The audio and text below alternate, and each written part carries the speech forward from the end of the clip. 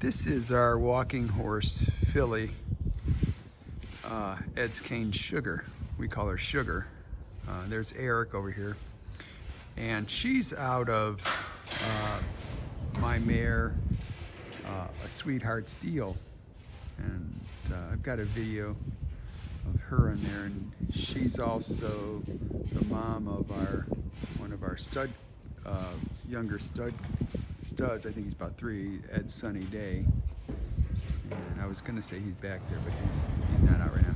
Anyhow, what Eric's working on right now, working at Liberty with her, and he was working on some desensitizing, but not with the halter and lead rope on, but just at Liberty, okay? And in a situation like that, a lot of times they'll run off and kind of run around mindlessly. It's kind of like they think that's what you want to do. So what he's trying to do here, this is a exercise where he's, I don't know if you call it exercise, it's not like he just kind of figures out and plays it by ear wherever the horse is throwing at him. But this is a thing about getting the horse's attention on him, okay? And so get her to think, like, what horses will do a lot of times is they're really smart, okay? I don't know where some people got the idea that horses are not smart. They're very smart. And but what they'll do is they go, oh, I got this, and they go, I know what you want, and they just kind of go ahead and do it, kind of like running on a treadmill or jogging in place or something like this that you or I could do without really thinking. We could watch the news or something while we're doing it. So they get in that kind of like a mindset a lot of times, and it looks really good, sort of, that, oh, look at them, they're just going around and they're lunging around me in a circle, and I don't even have to keep telling them, they're just doing it. But honestly, they've really just got kind of on autopilot, and they kind of stop learning. They're just going through the motions, and like they're saying, I've got this, and they figure it out, so they're just doing it. So they're really, like, if you were just jogging in place as opposed to learning a new sort of dance, like ballroom dance or something, you know what I mean? You'd have to concentrate on the ballroom dance, like you put your foot here and go back there, step here, you keep to the beat, whatever. You got to go along with your partner, you have to do a lot more concentration. But if you're just jogging in place or doing jumping jacks or something like that, you can kind of just check out and go on autopilot. And so this is the kind of stuff that we see a lot. And one of my videos, one with Sassy but Classy, who's running around kind of mindlessly, that's what she's doing, or was doing in that video. She just was checking out and just, it's not that anything really bad happened or anything that caused it. It's just that someone didn't engage their brain, and she just thought, this is what people do. This is what I do around people when I get in a round pen, or I get this is what they want me to do, and I just run around, and it'll go for about 10, 15, 20 minutes, and then I will be done, and I'll go back in my stall, and I'll get something to eat, and maybe take a nap, or get put out with my buddies out in the pasture. And so you were working with that kind of stuff, and just getting them to think. And it's also, this kind of stuff helps them build up their how long they can concentrate on something. I don't know if did you ever hear that saying, a watched pot doesn't boil, or a watched kettle won't boil? And it was an old saying where when they would put, like, water to boil on a fire, they thought a watched pot, it wouldn't boil. But really what was going on is it would take probably 20, 30 minutes, probably 20 minutes, 30 minutes for it to boil, and people's attention span isn't that long. And so they came up with that idea that a watch pot doesn't boil, because then when they look away and next time they look back, it's boiling. They go, see, it's just because their attention span isn't long. And that's what we're kind of trying to do with the horses too. We're trying to, like, this will build up their attention span with us.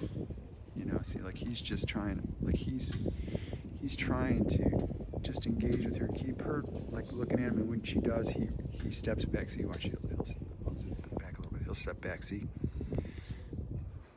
So what he wants her to do right now is he wants her to go around, walk around him, but then keep her attention on him.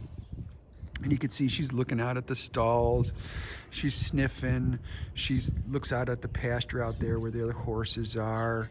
You know, see, she's smelling stuff. So her attention's not on him. Like, it comes in little fits and starts, but it doesn't stay on him. And these kind of things are, like Eric and I say, they're kind of boring kind of things. A lot of times what you do with horses is just like this. Doesn't look like you're doing much, but in reality you're really doing quite a bit, and it just takes time. And once they figure it out, they'll get there. But try that yourself too. Just think about something that you had to learn, and maybe it was in school, maybe it was at a clinic, or maybe, I don't know, something. But just try to think about something that you've had to learn, and you know how you're really studying it and really trying to concentrate, and you get fatigued. Your mind can only do it for so long, and then you need a break, and then you can start back over again. And so that's kind of what we do with these guys too. Like, we'll work on stuff like this, and when we get something good, when it comes out well, we'll take a break with them and let them soak on it, and, you know, think about it. Because they do that a lot. That's what horses will do. Horses will think about what has been, what their lesson was. And that's why you want to stop on a good note, because they're going to be thinking about, wow, that was good. How did that happen? What did I do that caused that to happen like that? Why did I get that release? Why? And they'll think about it a lot. And a lot of times the last thing that you work with them on, when you start, the next time you start to work with them, they'll offer up that behavior because they've been thinking about it. And it could be anything. It could be disengaging the hind end, you know, turning on the haunches. It could be anything that you work with. And if you create an environment where they feel free to offer up a behavior, they'll offer it up, and it's usually the last thing that you worked on. And so, like, sometimes, like if I've been working with a horse or something with Eric, and he'll go to do something different, and the horse will offer this behavior, and I'll say, hey, that's the last thing I was working on. He goes, oh yeah, I thought so. You know, you can kind of tell. It's really kind of cool. Let's see, so he's just trying, see, with a little bit of the flag, just try to bring her attention back to him. He's trying to get in front of her drive and wants to get her to look at him like that. See, and the minute she looked, see how he walked away, and then I drew her in. See? So this is the kind of things we do. People ask, how long do you work with a horse, like in a training session or something? And it depends. It really depends. It depends on what we're doing. Stuff like this, you can be in here for 30 minutes. You could be here for an hour. You could be in here for an hour and a half, because he'll be working on something like this, and then once they get a little bit, then they'll start working on something else, and then something else. And we judge by how the horse is doing. If they're, you know, our goal is to always leave them calmer than they started. And so that they realize that one of the go-tos that they can do with us is calm down, just relax. Look at, see, the guy's just pulled by in the side-by-side. So she's looking. It's really kind of damp and cold right now. But this is Ed's Cane Sugar. She's a 2.5-year-old filly. She's, like I said, she's out of my mare, a Sweetheart Steel, by my stallion, Blue-Blooded Bandit.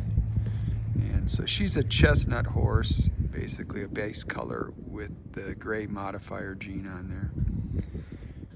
And so she'll just turn white. This filly, when she was born, she grayed out really quickly. I mean, she's one of the fastest graying horses that I've had. And if you look, if I get even closer, see, she's really pretty gray for how old she is, you know. But I found that the chestnut horses gray out quicker than the black ones, base color, you know. And someone asked me that how can she be chestnut? How do you know she's chestnut? Well, because he's a gray, and his base color is chestnut. That's Bandit, and her mom is a chestnut horse, and chestnut is, and I don't distinguish between chestnut and sorrel when I talk or anything like that, or liver chestnuts or anything. And I know there's all different colors and all that kind of stuff inside a chestnut, but genetically, I'm just talking genetics, so I just refer to them as chestnuts. And anyhow, her mom's a chestnut, and so chestnut's a recessive trait, and so it's kind of like blue eyes in people. If both parents have blue eyes, okay, and they have a child born and the child has brown eyes, one of the parents is not the parent, because it's impossible if they both have blue eyes. I always get a laugh out of that, but and it's not the mom that's not the parent. So with chestnut, when you had two chestnut horses, you breed two chestnuts together, just getting a chestnut. There's no way around it. Now you couldn't get, they can have some sort of white, like a paint sort of thing in there too. They can have some sort of roaning in there, all these kind of things. Those are all modifiers, okay? And so that's interesting. So what's interesting too, like about chestnuts, and people get mixed up about this stuff, but like a chestnut does not carry for black. If it did, it would be a black horse that carries for chestnut, you know. But a chestnut horse can carry for bay, agouti, and a agouti or a bay is a dominant over black, and a bay horse is basically a black horse with the agouti gene. So I love talking genetics anyhow. But yeah, this is Sugar. Thanks for watching. Should people subscribe? They should. Hey, smash that like button and subscribe. Hit that notification bell. Thanks for watching.